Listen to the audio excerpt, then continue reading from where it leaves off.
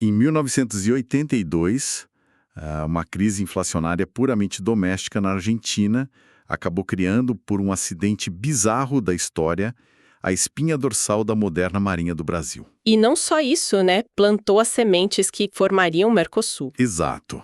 Parece um delírio total, mas aquela invasão nas águas do Atlântico Sul reconfigurou completamente a geopolítica da nossa região. E o nosso mergulho profundo nas fontes de hoje é justamente sobre isso. Temos aqui na mesa o histórico relatório Rattenbach, Que é uma auditoria militar argentina fantástica, super crítica, que foi desclassificada. isso, e várias teses acadêmicas sobre diplomacia e segurança sul-americana. A nossa missão hoje é entender como erros absurdos de cálculo estratégico forçaram o Brasil e a América do Sul inteira a repensar a própria defesa. O fascinante de ler essas páginas cruas, tipo, saindo daquela narrativa militar tradicional, é ver o conflito sob a ótica das relações internacionais, sabe? Uhum. A história deixa de ser só sobre táticas navais, vira um estudo de caso de como um movimento mal calculado numa ilha remota cria um tsunami diplomático. Para a gente entender o tamanho desse erro, eu pensei numa analogia. Não é um jogo de xadrez. É tipo uma partida de pôquer, onde a junta militar argentina apostou tudo achando que via as cartas dos adversários. Mas estavam jogando outro jogo, na verdade. Exatamente. O desembarque lá em 2 de abril, a famosa Operação Rosário, tinha um objetivo totalmente interno. A inflação na Argentina batia 90% ao ano. Uma loucura. Protesto na rua todo dia, uma recessão brutal. A ditadura do general Galtieri estava precisando de uma tábua de salvação. E aí eles usam essa reivindicação histórica das Ilhas Malvinas, ou Falklands, para forçar uma união nacional. Eles não queriam uma guerra total. Queriam. De jeito nenhum. A ideia era fincar a bandeira, dar um susto e sentar para negociar. E a premissa inteira do plano baseava-se numa cegueira diplomática, assim, impressionante. É como pular de um avião presumindo que alguém vai te entregar um paraquedas na metade do caminho, né? Nossa, total. A junta assumia duas coisas surreais. Primeiro que a Margaret Thatcher, que também estava numa crise de popularidade imensa lá no Reino Unido, não ia cruzar o globo por umas ilhas congeladas. E o segundo erro? O cálculo sobre os Estados Unidos. Foi incrivelmente raso. A Argentina presumiu que Washington ia ficar neutro ou até ajudar nos bastidores. Baseado no quê? No TIAR, o Tratado Interamericano de Assistência Recíproca. Ah, o Pacto de Defesa Mútua. Isso. A expectativa deles era que a solidariedade do continente falasse mais alto. Mas vem cá. Como uma liderança militar comete um erro tão básico sobre a posição dos Estados Unidos no meio da Guerra Fria? Como Washington justificou ignorar o tratado? O argumento legal dos americanos foi bem direto. O TIAR estritamente defensivo. Como a Argentina deu o primeiro tiro e alterou o status quo invadindo as ilhas, Washington classificou isso como agressão. E aí anula qualquer obrigação de socorro. Exato. E politicamente, a Guerra Fria ditava tudo. O foco dos americanos era a OTAN e conter os soviéticos na Europa. O TIAR era só uma ferramenta para frear o comunismo aqui na América Latina. Eles jamais trairiam o principal aliado europeu por causa da Argentina. Jamais. O castelo de cartas desmoronou em semanas. O tratado virou letra morta, os Estados Unidos deram inteligência e logística para a frota britânica. Que já estava descendo o Atlântico com força total. Pois é, e a Argentina se viu sem nenhum plano B. E lendo o relatório Rattenbach, o nível de improviso no solo é de cortar o coração. Sim, eu fiquei chocado com essa parte. A maior parte das tropas nas ilhas era de conscritos, né? Meninos. Meninos de 18 anos. E muitos trazidos do norte do país, de regiões quentes, sem equipamento nenhum para um ambiente subpolar. Mas por que eles não mandaram os veteranos, as tropas de elite? Então, tem um contexto crítico aí. O exército argentino deixou as melhores divisões no continente, lá na fronteira com o Chile. Por causa do Pinochet? Isso, o Augusto Pinochet estava fazendo manobras militares provocativas na Patagônia. Havia um temor real de que o Chile aproveitasse a distração para resolver disputas antigas. Caramba! Tirando algumas exceções, tipo o Batalhão de Infantaria da Marinha 5, o famoso BIM 5, o peso caiu todo sobre esses jovens sem experiência. Foi a receita certa para o colapso logístico. E como a diplomacia falhou e a força-tarefa britânica chegou, Essas tropas ficaram presas. O planejamento tático bateu de frente com a matemática implacável da logística. O ponto de virada foi o afundamento do cruzador General Belgrano, não foi? Com certeza. O submarino nuclear britânico HMS Conqueror afundou Belgrano. Isso trancou a porta de vez. A frota argentina teve que recuar. Sim, voltaram para águas rasas perto do continente e o Reino Unido impôs aquela zona de exclusão de 200 milhas. E aí os navios mercantes que levavam comida, tipo o Isva de los Estados, foram afundados também. Inviabilizou o mar. A dependência passou a ser 100% de uma ponte aérea desesperada, feita à noite com aqueles aviões C-130 Hércules. Os Hércules são enormes, mas não dão conta de um exército, né? Não dão. O relatório Ratenbach é frio nos números.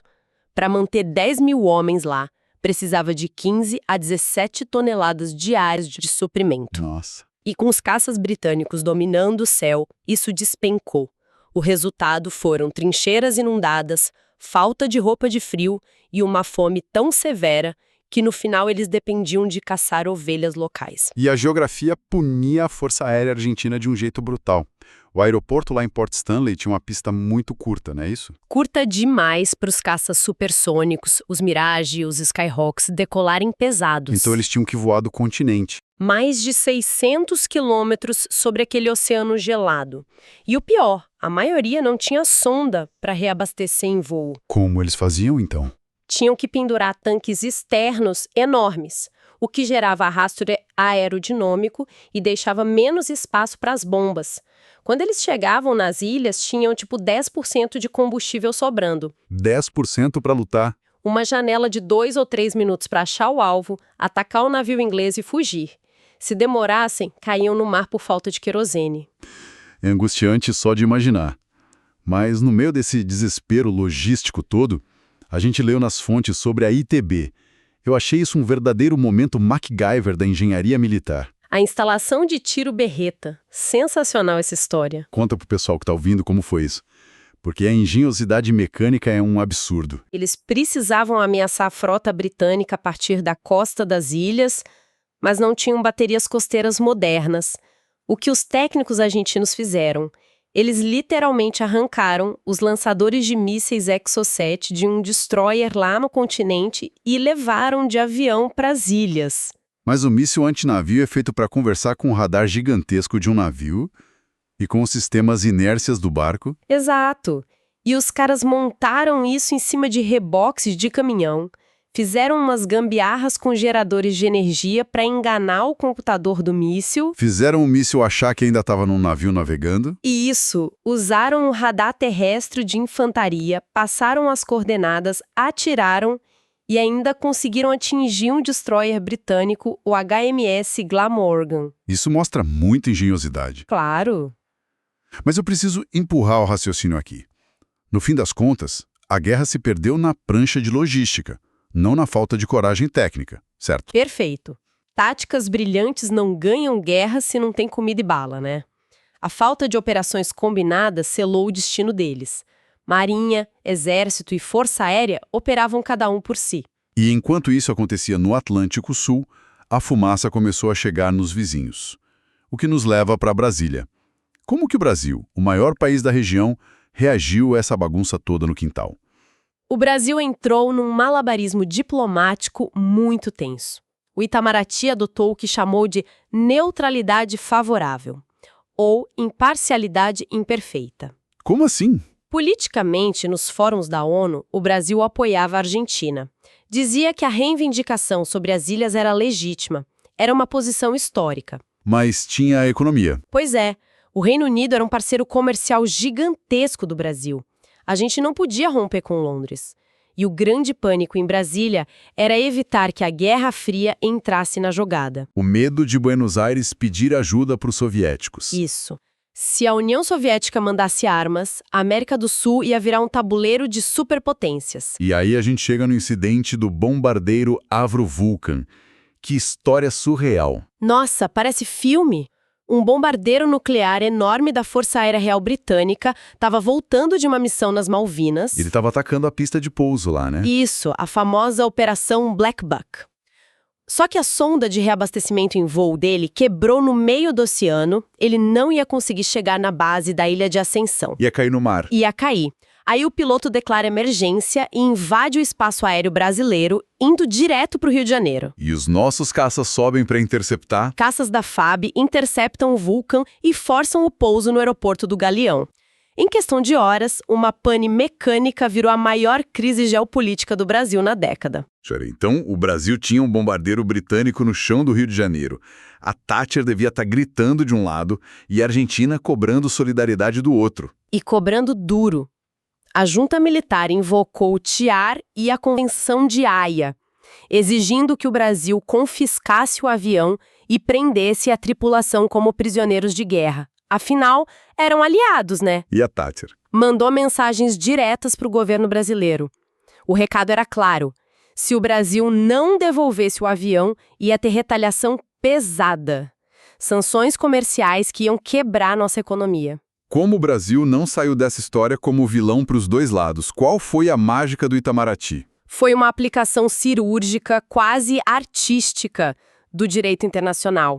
Eles pegaram a Convenção de Haia, que dita as regras de países neutros. O Brasil segurou o avião por quase uma semana. Para mostrar para a Argentina que não estava obedecendo Londres cegamente. Exato. Demonstrou soberania.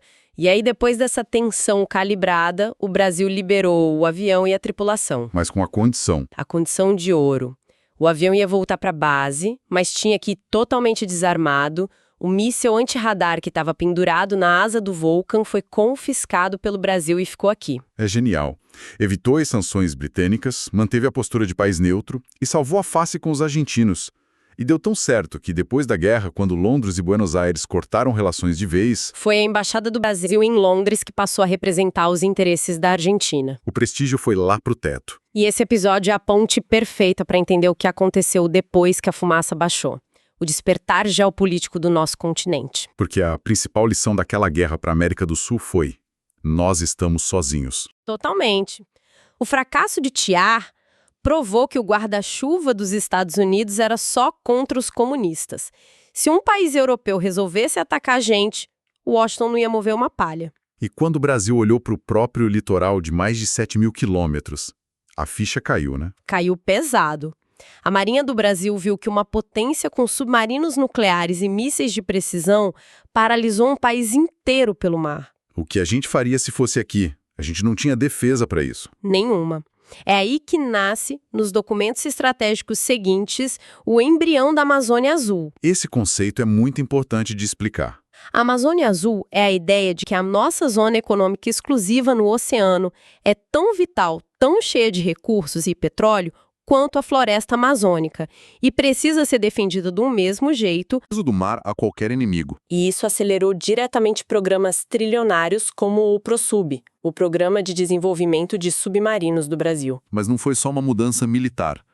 A arquitetura política também virou de cabeça para baixo.